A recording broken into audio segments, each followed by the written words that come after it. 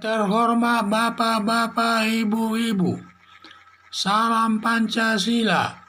Bapak-bapak, ibu-ibu yang melihat video saya ini, tolong jangan lupa subscribe, like, dan di-share. Sifatnya gratis. Pada hari Kamis tanggal 29 Juli 2021 ini, saya akan mengomentari demo Jokowi Endgame gagal uang sudah habis. Pendukung demonstrasi akan melakukan demonstrasi besar-besaran dengan tema Jokowi Endgame, dalam arti jatuhnya Presiden Joko Widodo. Jadi tujuan demonstrasi tersebut adalah untuk menjatuhkan Presiden Joko Widodo selaku Presiden RI yang dipilih oleh rakyat. Dalam melaksanakan dengan demonstrasi itu memberikan bantuan dana kepada para demonstrasi diduga dilakukan Susilo Bambang Yudhoyono, dan diduga karena kebenciannya kepada Presiden Joko Widodo, di mana perseteruan sesama Partai Demokrat tidak mendukung kubu Agus Harimurti Yudhoyono dan seakan membantu kubu Muldoko. Sebelum demo dilakukan, Susilo Bambang Yudhoyono sudah memberikan dana demo miliaran kepada penggerak demo di lapangan. Ternyata demo yang sudah direncanakan gagal dilakukan demo tersebut, yang menimbulkan rasa kecewa kepada Susilo Bambang Yudhoyono, dan tidak jadinya Presiden Joko Widodo diturunkan, berakibat Susilo Bambang Yudhoyono selalu bermasalah di mata Presiden Joko Widodo.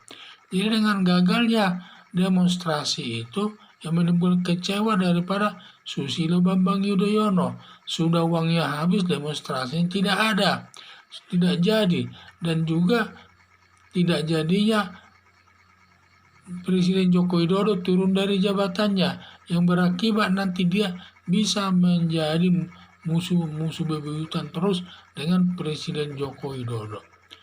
Ada dugaan para dalang demo di lapangan tersebut hanya mencari uang dari Susilo Bambang Yudhoyono yang penuh kekayaan yang diperolehnya lewat perbuatan tercela atau perbuatan korupsi lewat proyek-proyek mangkrak, dan dia sudah terkenal pada saat dia memegang jabatan selaku Presiden Republik Indonesia selama 10 tahun, di mana banyak proyek-proyek mangkrak dilakukannya. Proyek mangkrak itu yaitu bahwa dia satu proyek dikerjakan, baru selesai 25% diberhentikan, dan dana 75% lagi dikorupsinya, sehingga proyek tersebut tidak bisa diselesaikan dan mangkrak. Begitu dilakukan sampai permulaan daripada serah terima jabatan dari Susilo Bambang Yudhoyono kepada Joko Widodo, ada 39 proyek mangkrak dilaporkan Joko Widodo ke KPK.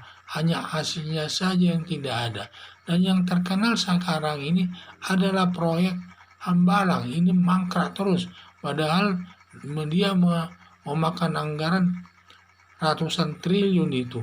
Itulah yang saya lihat. Jadi cara-caranya, sehingga dari sudut keuangan memang Susilo Bambang Yudhoyono cukup banyak, sehingga kalaupun dibohongi dia sama demonstrasi lapangan tersebut, tidak berapa sulit bagi dia uang sebesar tersebut.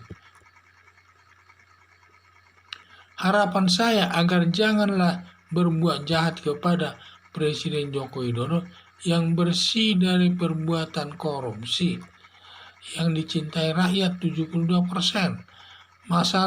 Masalahnya timbul sebaliknya, rakyat sendiri nanti yang menghancurkan Partai Demokrat tersebut. Jadi itulah saya lihat. Jadi Presiden Joko Widodo ini termasuk orang yang baik, ini seorang presiden yang jujur, dekat dengan rakyat, tidak melakukan perbuatan korupsi. Ini yang paling sulit dicari dari setiap orang untuk memimpin jabatan. Biasanya seorang pejabat itu kalau belum memegang jabatan kelihatannya dia jujur, tetapi setelah diberikan jabatan, dia melakukan korupsi, seperti Edi Prabowo Menteri KKB. Baru Menteri KKB belum 1 tahun sudah korupsi. Demikian juga Menteri Sosial, Batubara, belum 1 tahun sudah korupsi. Atau seperti itulah. Jadi sangat sulit mencari seperti Presiden Joko Widodo ini. Itulah yang saya lihat. Jadi banyak yang tidak senang kepada Presiden Joko Widodo ini.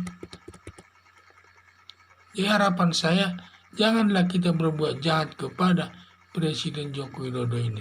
Karena dia bersih dari perbuatan korupsi